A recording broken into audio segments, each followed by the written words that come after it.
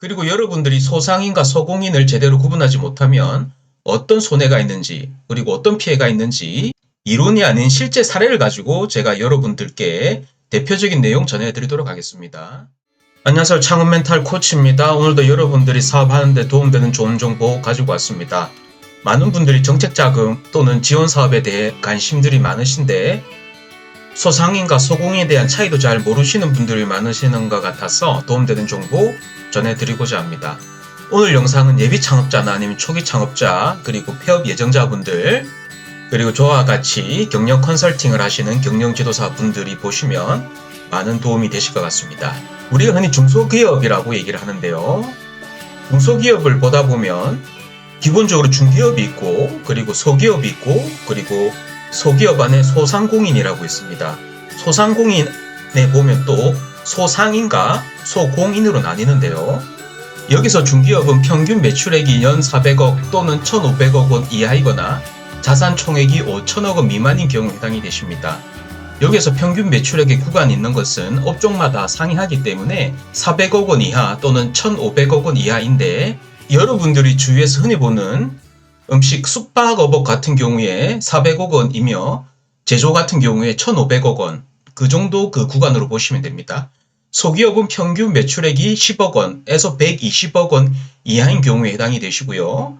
소기업 역시 이 구간마다 영위하는 업종에 따라서 10억 원부터 120억 원 구간까지 되어 있는데 주위에 흔히 보시는 음식업, 숙박업업 같은 경우에 가장 낮은 등급, 가장 낮은 그레이드죠. 10억 원 이하로 보시면 됩니다.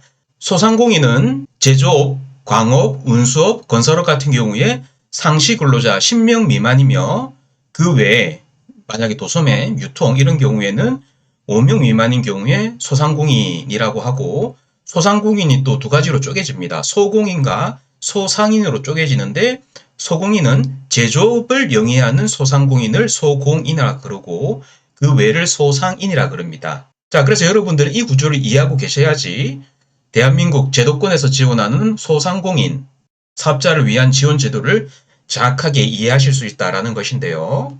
특히 소상공인시장진흥공단 공고문을 보게 되면 소상공인 사업자를 위한 지원 사업을 합니다. 자, 그런데 공고문을 가만히 보시면 소공인 사업자만 해당되는 공고문도 있고요. 그리고 간혹 이 소상인을 위한 사업에 해당되는 공고문도 있습니다. 그래서 여러분들은 소상공인과 소공인 그리고 소상인에 대해서 알고 계셔야지 정부에서 여러분들을 위해서 지원해주는 이 지원 제도를 정확히 명확하게 해석하실 수가 있다는 것이죠.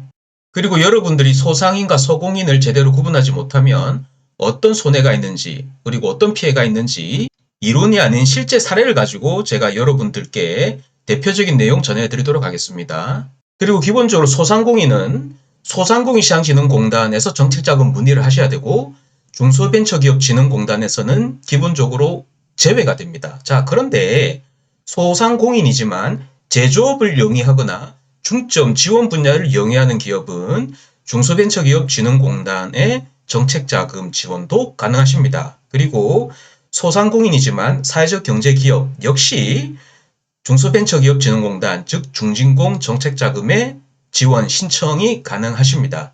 자, 그래서 여러분들이 소상공인에서 소상인과 소공인을 구분을 하셔야지 여러분들이 컨택할 수 있는 컨택 포인트가 더욱 넓어진다는 것이죠.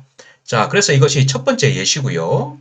만약에 여러분들이 예를 들어서 곤충 사업을 하신다라고 한번 가정을 해볼게요. 그래서 여러분들이 곤충을 키워서 판매하는 사업이면 이 사업은 도소매 유통이죠. 그래서 여러분들이 컨택 포인트는 소상공인시장진흥공단입니다. 이 상태에서 즉 도소매를 영위하시는 상태에서 중소벤처기업진흥공단에 뭐 따로 특별히 컨택할 일이 없으세요. 현실적으로 그러다라는 것이죠. 자, 그런데 만약에 예를 들어서 곤충 사업에 필요한 설비나 장치 등 제조업 분야에 여러분들이 사업을 하시려고 하거나 그쪽에 사업을 영위하신다라고 하면 우선적으로 창업진흥원 등의 지원을 통해서 시제품 개발 지원 등 더욱 폭넓은 보조금 지원 사업에 문을 두드릴 수가 있고 이러한 사업이 선정되신다라고 하면 일개 기업으로서 수천만 원 이상의 이 보조금 지원 사업의 수혜를 얻으실 수도 있고요. 그리고 제조업을 영위하게 된다라는 이유 때문에 소공인의 자격을 얻게 됨으로써 여러분들의 컨택 포인트는 소상공인시장진흥공단뿐만이 아니라 중소벤처기업진흥공단도 여러분들의 컨택 포인트가 될 수 있다는 것이죠. 자, 그리고 세 번째 예시를 들어보겠습니다. 소상공인시장진흥공단은 여러분들이 잘 보셔야 되는 게 각 유사한 사업마다 이 지원 자격, 지원 조건, 지원 대상이 다 다릅니다. 예를 들어서 스마트 공방 기술 보급 사업은 소공인만 해당이 되시고요. 그리고 스마트 상점 기술 보급 사업은 소상공인이 다 해당이 되십니다. 그리고 경험형 스마트 마켓 지원 같은 경우에 소상공인 중 도소매업을 영위하시는 사업자만 해당이 되시고, 그리고 100년 가게 100년 소공인 사업 같은 경우에는 소상인과 소기업에 해당이 되시고 제조업은 제외가 되십니다. 자, 그래서 소상인이 해당이 되느냐, 소공인이 해당이 되느냐, 아니면 소상공인 모두가 해당이 되느냐, 그리고 제조업이 해당이 되느냐, 아니면 도소매업만 해당이 되느냐, 뭔가 이러한 이 경우의 수에서 여러분들의 현재 상황을 잘 보시고 지원을 하셔야 되는 거고요. 이것을 모르고 지원하시면 여러분들이 힘들게 사업계획서 신청서를 작성하셨는데 그냥 떨어지는 거죠. 왜? 공고문을 잘 안 읽으셨기 때문에 떨어지는 겁니다. 아니면은 여러분들이 만약에 소상인인데 어떻게 하면 이 지원 사업의 범주를 좀 더 다양하고 버라이어티하게 받을까 고민을 하신다라고 하면 이 소공인의 지위를 확보를 하실 수도 있고, 그러면 어떻게 제조업을 엮을 것인지 이 부분도 전략적으로 판단을 하셔서 제조업을 엮음으로 인해서 여러분들은 소상인이 아닌 소공인의 레벨로 기업의 지위를 끌어올릴 수가 있는 거죠. 이 부분도 전략입니다. 전략. 자, 그래서 여러분들은 종합적으로 보셔야 된다라는 것을 저는 경영 컨설턴트로서 말씀을 드리고 있는 것이고요. 자, 그래서 저는 추후 영상에 여러분들이 많이 실수하시는 중점 지원 분야는 뭔지, 혁신 성장 분야는 뭔지, 결국 이러한 분야가 정부에서 선호하는 업종이라는 것이죠. 그래서 여러분들이 가능하시다라고 하면 이런 분야에서 창업을 준비하시거나 사업을 하시거나 뭔가 연결고리를 가져간다라고 하면 좀 더 좋은 조건에서 이 지원 사업과 연계할 수 있는 다양한 경우의 수가 파생이 된다라는 것이죠. 그리고 제도권에서 바라보는 제조업은 뭐냐라는 거죠. 제조업. 이 제조업 기준에 대해서 여러분들 정확하게 이해를 하고 인지를 해서 이에 대한 준비가 필요하실 것 같고요.